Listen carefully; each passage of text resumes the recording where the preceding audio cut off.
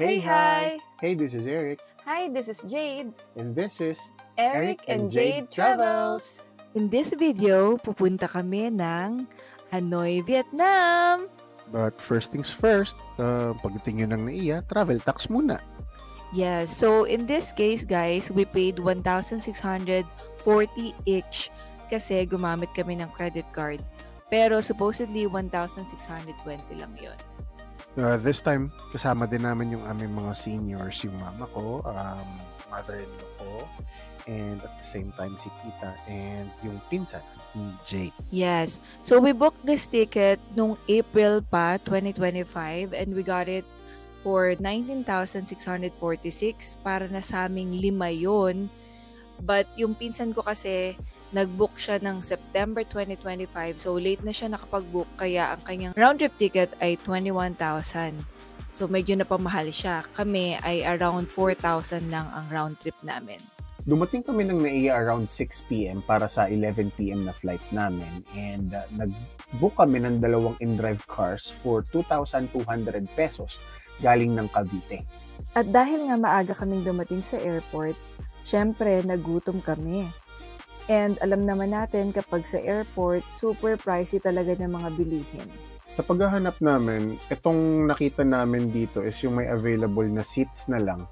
And at the same time, yung food preference din kasi nagkahiwalay ang mga person kumain. Yes.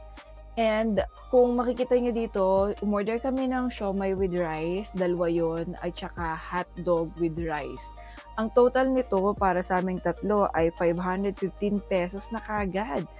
Well, kasama na yung tubig din dyan, but still, ang mahal pa rin nun, 515. And yung mga person sa kabilang restaurant is 720 pesos yung kanilang nagastos. Special tong trip na to dahil this is my mom's first overseas na biyahe. And this is somewhat post-birthday gift namin sa kanya ng wife ko. Share ko lang guys yung experience namin sa immigration. Since 6 kami and 2 sa amin is senior and yung isa is PWD, super smooth lang na naging experience namin sa immigration. Compared sa mga previous na biyahe namin na para kaming ini-interrogate, dito sa priority lane guys, napakabilis lang as in.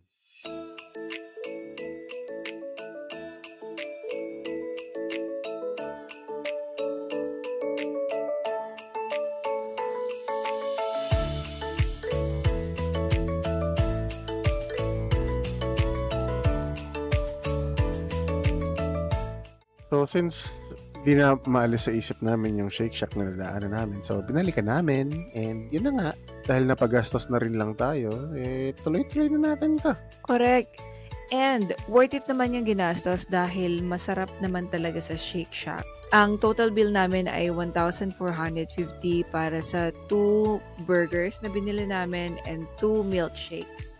And guys, super sarap, or gutom lang ba kami? Comment below guys if isa din kayo sa nabudol ng Shake Shack.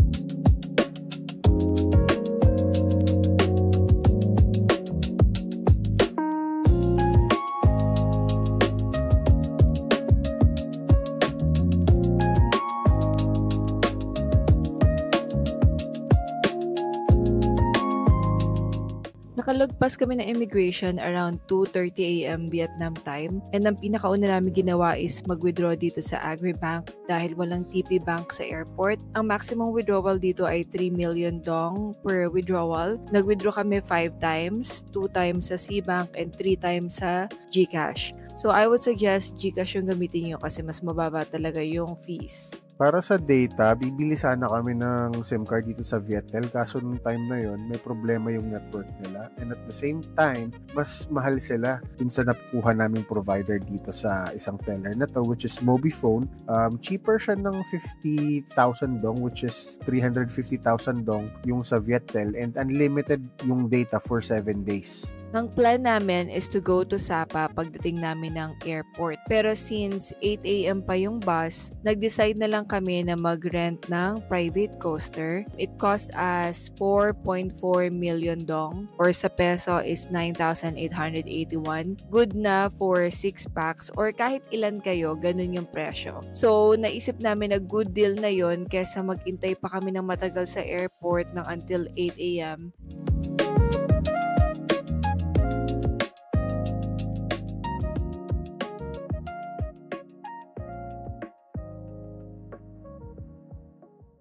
So ito yung first stopover namin, guys. Dito kami dinala nung aming driver for CR break, and at the same time kung gusto namin mag-almusal kasi sobrang haba talaga ng biyahe. It would take us around like 5 to 6 hours depende sa road condition. May restroom din dito na parang sa Pinas may bayad din. Ang bayad is 5,000 dong per head. So tatlo yung nag-CR kaya 15,000 yung binayaran namin. So that's around 33 pesos in total. And then, may tinda din sila mga itlog, mga parang kakanin nila, pero ang kinain namin is itlog. So, yung itlog dyan is 8,000 pesos, 8,000 dong per egg. Tsaka ang cute nung pasalubong center. Quick share lang, guys, dito nung bumili kami ng itlog dahil natuwa sa amin yung bantay ng store na hindi namin tinanggap yung mga utensils na kutsara at tinidor. Sa tuwa nila, binigyan nila kami ng libreng itlog dahil daw kinakamay namin yung mga hard-boiled eggs na supposedly parang unusual sa kanila na makarinig or makakita na kumakain ng mga hard-boiled eggs or ng pagkain ng nakakamay.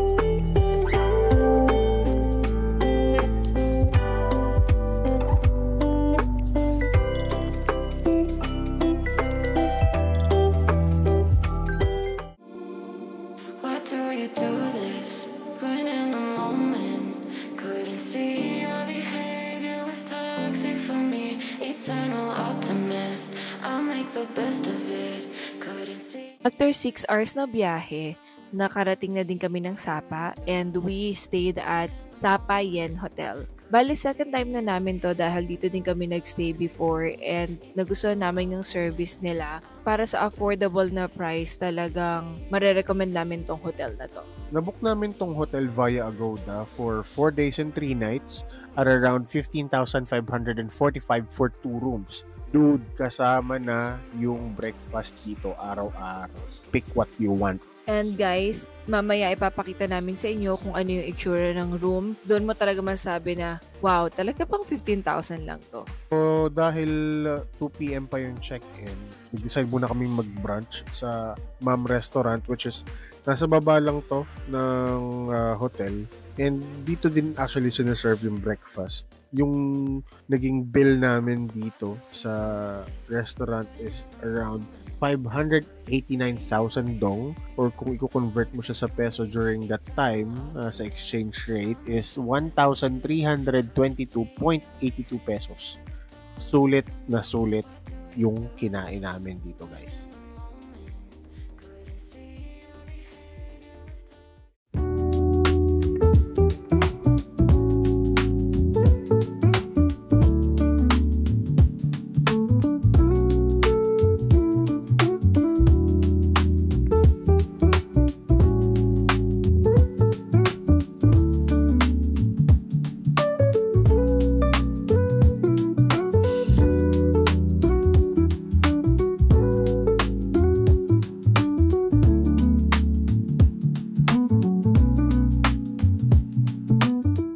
after namin mag-lunch, pumunta kami ng city center and nag-decide kami magkape sa isa sa pinakasikat nilang coffee shops, which is yung Kong Cafe. Very famous ito sa backshoe nila. Napakaganda ng vibes dito sa Kong Cafe. And masabi ko na mura lang siya because ang naging total bill namin para sa 6 na drinks namin ay 793 pesos. Para sa price niya, yung experience, yung ambiance, yung quality ng coffee, yung service, worth it yung presyong yun para sa binayaran mong kape. Favorite namin dito yung coconut green rice. Grabe guys, super dapat matikman niya siya.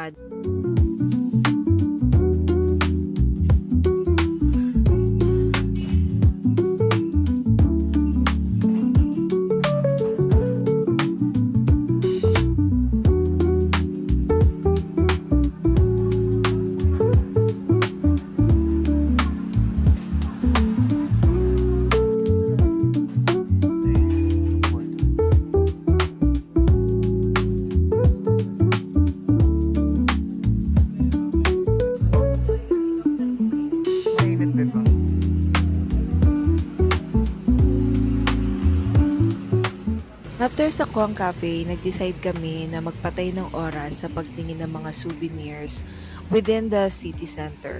So dito makikita nyo na may mga tinda sila ng mga bags, mga local crafts, and ang gaganda nila in fairness. So ang mother ko nga is nag-decide na bumili. Pero I think that this was a wrong move para sa amin because ang pricey pala ng mga tinda dito sa city center compare sa kung pupunta ka pa sa mga inner streets, and at the same time, syempre, yung mga pwesto nila dun sa city center is, syempre, pricey din yung kanilang pwestong binabayaran or most probably, sarili nila or kung ano pa mga factor na ang hirap maghagel kasi, syempre, yung cost ng kanilang paninda and everything, at the same time, yung kanilang utilities na kailangan, alam mo yun, i-factor in dun sa presyo. Yes, actually, yung nabili ng mother ko is 120,000 dong na wallet. Pero nung nag-ikot-ikot kami doon sa may malapit sa hotel namin, may souvenir shop, yung 120,000 dong ay isa ng malaking bag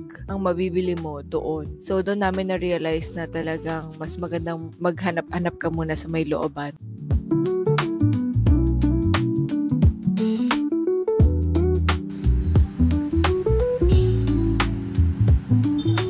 So, konting lakad lang galing dun sa mga stores, etong Sapa Center na, which is malapit yung Sun Plaza Fancy Pan Station, wherein dito sumasakay mostly yung mga paakyat ng Fancy Pan Mountain, which is the highest mountain sa Indochina. Yung mga nakikita nyo sa Sapa Vietnam vlog na funicular train, dyan yung station nun. And luckily, walking distance lang yun sa aming hotel. That's why we've decided na lakarin na lang siya pabalik ng hotel.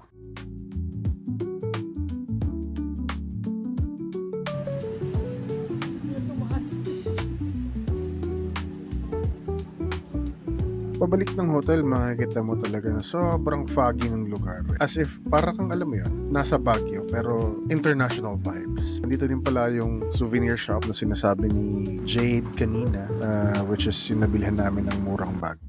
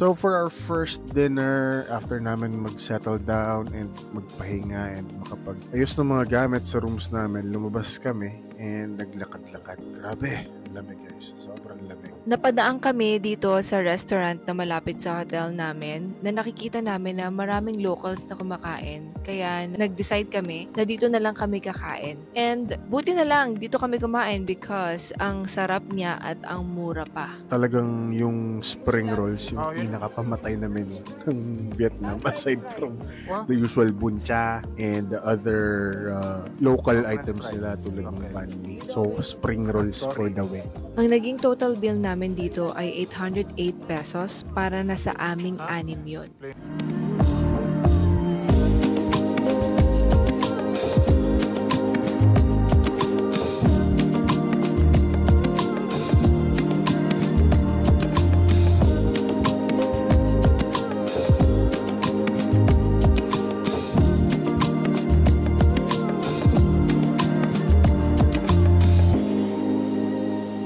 So after namin kumain, nag-decide kami na mag-grab papunta ng lake area para makapaglakad-lakad and at the same time pumunta sa supermarket para maghanap ng anything na pwedeng mabili namin para ma-stock namin sa mga rooms namin if in any case, magutom kami sa kalagitnaan ng gabi. Nagulat nga kami dito na marami pang tao ng ganitong oras sa supermarket at marami din talagang namimili ng mga pasalubong nila dito. May mga na-bump in kami to some mga Filipino tourists din na kasi ang dami nilang binibili. Considering naman kasi talaga na napakamura ng presyo ng mga bilihin dito sa Vietnam.